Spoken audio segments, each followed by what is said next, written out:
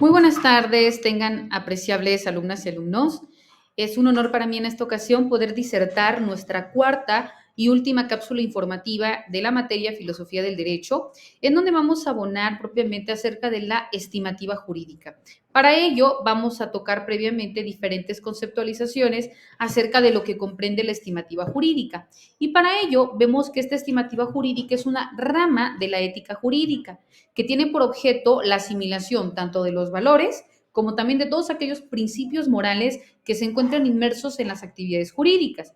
Por ello, en el campo de la aplicación de la estimativa jurídica puede vincularse con otras disciplinas como la axiología jurídica y también la deontología jurídica, aunque vemos que todas ellas como objeto fundamental incorporan propiamente al derecho natural en la valoración del derecho positivo.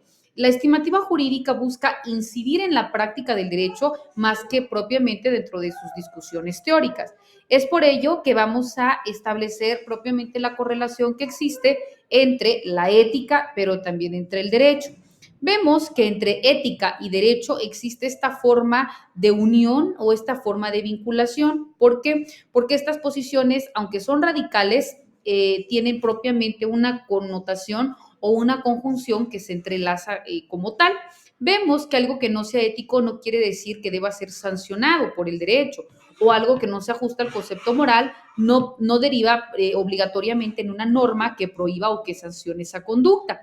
Por tanto, la ética, la moral y el derecho interactúan únicamente en el plan en que existe una conexidad entre causas. Es por ello que cuando hablamos de estas consideraciones, muchos indican que la ética y la moral son lo mismo. Sin embargo, esta afirmación pues no es del todo aceptada, ya que ambos conceptos pues tienen órbitas diferentes, tanto en lo social como en lo personal.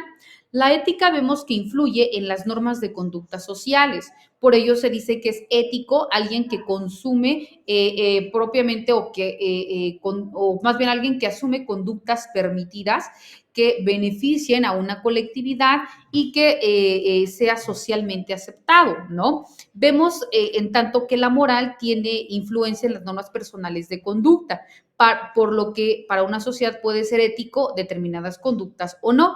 La moral constituye un marco básico de conducta personal. Ahora bien, el derecho se traduce en este conjunto de normas jurídicas que son obligatorias dentro de una vida en sociedad, mientras que la ética es este conjunto de normas de conducta personal y la moral es un código de conductas sociales cuyo incumplimiento no acarrea sanción alguna, lo que en el derecho pues vemos que a todas luces sí ocurre, ¿no? Porque vemos en resumidas cuentas que el derecho es el conjunto de normas jurídicas que regula la conducta del individuo para que viva plenamente en sociedad y cuyo incumplimiento conlleva a una sanción.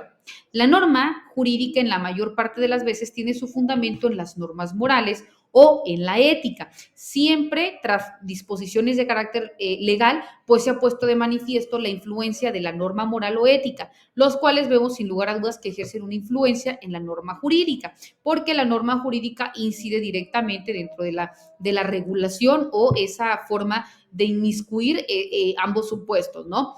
Es importante también citar otro de los temas que es el derecho y la cultura.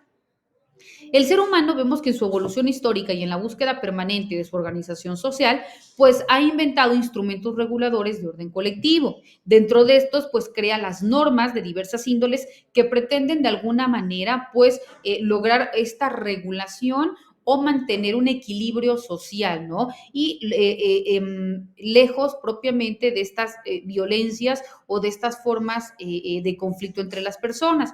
Es importante también citar que en su momento, pues tomaron determinado poder la religión, la moral, la ética, los convencionalismos y propiamente el derecho, ¿no? Todas estas disciplinas correlacionaron la convivencia humana. Sin embargo, los factores distintivos en estos grupos de normas, pues vemos que en ocasiones eran muy tenues o muy simples, sin embargo, con el paso del tiempo, pues fueron mucho más severos y estrictos. El derecho era ese conjunto de condiciones bajo las cuales el arbitrio de unos puede conciliarse con el arbitrio de otros según una ley universal que emana propiamente de la libertad. Por tanto, el derecho es este conjunto de normas que rigen la conducta externa del hombre en sociedad y son estas normas junto con otros cuerpos normativos y otros factores y otras instituciones sociales que constituyen propiamente la cultura. Y es aquí donde surge el porqué de la cultura o por qué el derecho es cultura. Se dice que el derecho es parte de la tradición. Por ejemplo, en materia religiosa, existen tradiciones hechas ley. Un ejemplo es la toga, la peluca del siglo XVII, en algunos tribunales como símbolos de la tradición en lo jurídico. También las costumbres sociales como fuente del derecho. Los actos repetitivos aceptados por una comunidad con el paso del tiempo, pues se traducen o se transforman en obligatorios y su cumplimiento puede ser forzarlo ante un tribunal, aunque el cumplimiento de una costumbre concreta pues no se encuentra previamente contenida dentro de la Constitución. En este caso, por ejemplo, dentro de nuestro derecho positivo mexicano, vemos que dentro de nuestras fuentes del derecho, la costumbre pues es considerada como tal. También se dice que el derecho también es un cúmulo de pensamientos vastos y organizados. La doctrina, la jurisprudencia, las leyes, las sentencias, los contratos, los tratados internacionales, pues son una parte esencial de la vida cultural de un país porque reglamentan la convivencia social y al mismo tiempo son un sello característico de su idiosincrasia. Y al respecto, la ley se vuelve o se debería devolver uno de los hábitos individuales comunes del hombre dentro de su entorno y que lleva a cabo en las calles, ¿no? Y por ello, pues también se va a los servicios religiosos y por ello se ejerce una buena conducta dentro de una colectividad y por ello se acude a pagar impuestos, etcétera, ¿no? Se dice que también el derecho como obra cultural también es literatura. Códigos, leyes, tratados distinguen muchas veces una época. El Código de Hammurabi, los 10 mandamientos de Moisés, la ley de las 12 tablas, pues son más conocidos en sí mismos por su contexto histórico en que se desarrollaron. Y en condiciones similares, pues encontramos a la Constitución norteamericana o al Código Napoleónico. Vemos también que forman un complemento la cultura cívica y la educación jurídica de un pueblo. Toda comunidad que se respete tiene dos épocas remotas. Como parte de un sistema educativo, el respeto y el fomento de los valores jurídicos, el amor a la patria, a sus símbolos, el respeto a la ley, a sus instituciones, pues son una parte medular de la educación básica y media en su aspecto normativo, en cualquier lugar y en cualquier época específica, ¿no? Se dice también que un individuo, mediante su culto, por otro lado, debe tener un bagaje intelectual, una regular o ampliar una información jurídica para la vida diaria. El derecho también como producto cultural tiene su lenguaje, sus modas, sus mitos, sus leyendas y por tanto, bueno, su forma de reconocimiento.